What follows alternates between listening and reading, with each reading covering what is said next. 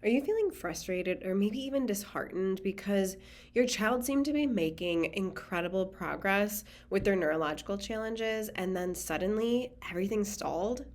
Maybe you even noticed some regression, behaviors returning that you thought were gone forever, sleep disruptions creeping back in, or emotional regulation challenges resurfacing.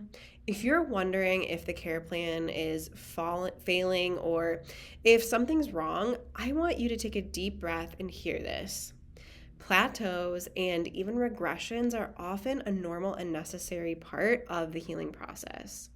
The neurological healing journey is rarely a straight line. In fact, it's more like a roller coaster with a fair share of ups and downs and unexpected twists. But here's the thing parents often miss: those plateaus aren't signs of failure. They're actually evidence that your child's nervous system is working through deeper layers of dysfunction and adapting to a new level of organization. This message is for parents whose children are on a neurological healing journey. Whether your child struggles with sensory processing, ADHD, autism, anxiety, developmental delays, or other chronic health challenges, and you've noticed periods where progress seems to stall or even reverse. Today, I'm going to explain why these plateaus happen, from growth spurts and immune challenges to environmental factors and emotional stress. You'll learn how to identify different types of healing plateaus, understand the science behind them, and gain the confidence to navigate these challenging periods with patience and resilience. As a neurologically focused chiropractor, I see this pattern daily in our practice. Nearly every parent who brings their child in for care will experience what research refers to as non-linear healing progress. Research on neuroplasticity shows that the brain has the ability to reorganize itself, forming new connections and, in some instances, even regenerating new neurons. It's been observed that children typically experience periods of rapid advancement, followed by consolidation phases where skills are integrated. The same pattern applies to neurological healing, where the 2 steps forward, 1 step back progression isn't a failure. It's actually the brain's natural way of reorganizing and creating lasting change. First, let's discuss growth spurts and developmental milestones as a common cause for plateaus.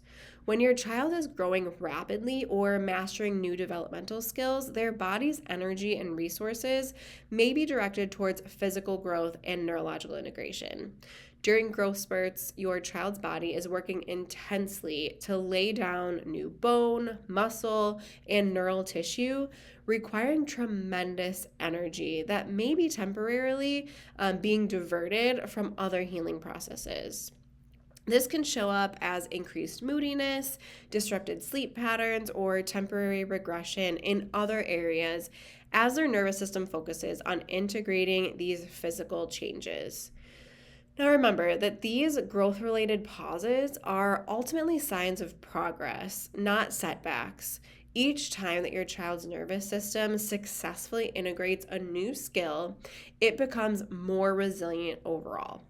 Another significant factor in plateaus is immune challenges and their effect on the healing process.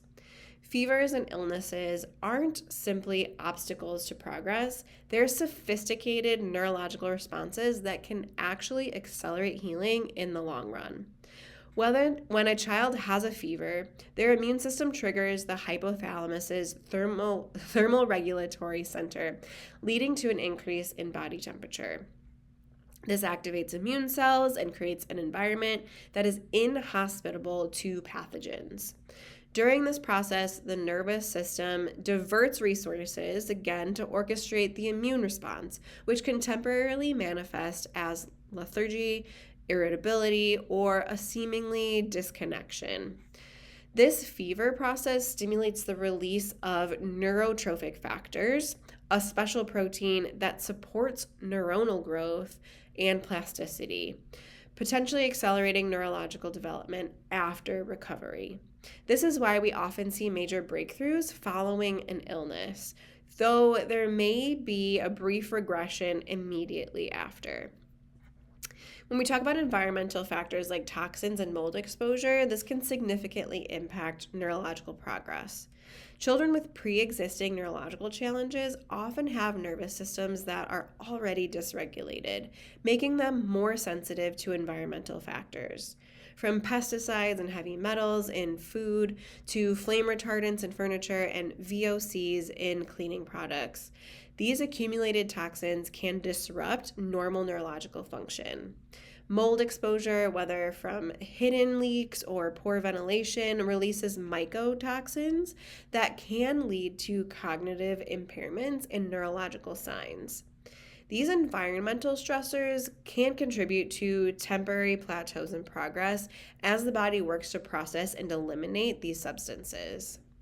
Let's address how emotional stress and a busy life changes create what appear to be setbacks. Major transitions like starting a new school year or subtle shifts in family dynamics can trigger the sympathetic fight or flight response in children with neurological challenges. Heck, they stimulate that neurological response in people that don't have any neurological challenges. But this stress response releases hormones like cortisol and adrenaline, which can quickly become overwhelming for children with pre-existing nervous system dysregulation. Over time, this chronic state of stress can contribute to developing subluxations, areas of dysfunction within the nervous system that further perpetuate the cycle of dysregulation. This is why we often see regressions during periods of change or high emotion. The nervous system is allocating resources to manage the perceived stress rather than continuing to make developmental progress. And finally, let's discuss how medication and therapy overload can create or contribute to plateaus. Many medications are designed to suppress or override the signs rather than resolve the root cause of neurological dysfunction, acting like a mute button for signs that the body is still struggling with underneath. When we begin true healing by restoring brain-body communication and balancing the nervous system, it's like the body begins to wake up again, sometimes temporarily resurfacing underlying patterns. The nervous system has a limited capacity, which is why we recommend prioritizing nervous system regulation first and then gradually layering in additional therapies or removing any medications that is recommended by your doctor. We know that healing plateaus can be so frustrating for parents, but please do not get discouraged. Most of the time, it's simply one or more of these outside stressors just putting a little bit of headwind in play. And once that stressor passes, or your child builds up additional resilience and adaptability, they'll blow right past it and be right back on the path to progress and breakthrough once again. You can click on the link in our bio to learn more.